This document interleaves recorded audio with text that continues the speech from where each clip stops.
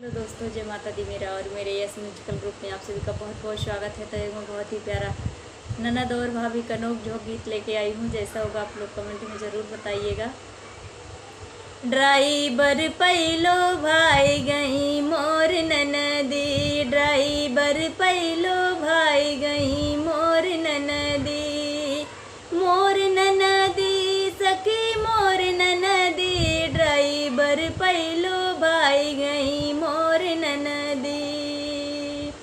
जब ड्राइवरवा बगियवा में आवे, जब ड्राइवरवा बगियवा में आवे, फुलवा बहाने जाई ननदी, ड्राइवर पैलो भाई गई मोर ननदी, ड्राइवर पैलो भाई गई मोर ननदी, मोर ननदी हो हमार ननदी, ड्राइवर पैलो भाई गई मोर ननदी।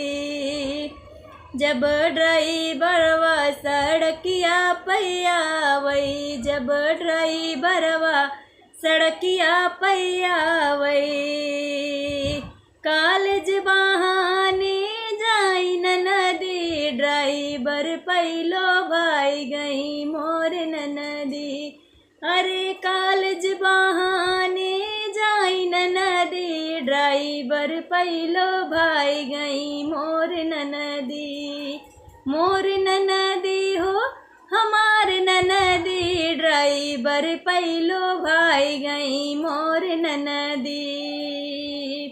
जब ड्राइवरवा कुअनवा पे आवे, जब ड्राइवरवा कुअनवा पे आवे, अरे पनिया बहाने जाई ननदी, ड्राइवर पैलो भाई गई मोर ननदी, ड्राइवर पैलो भाई गई मोर ननदी, मोर ननदी हो हमार ननदी, ड्राइवर पैलो भाई गई मोर ननदी।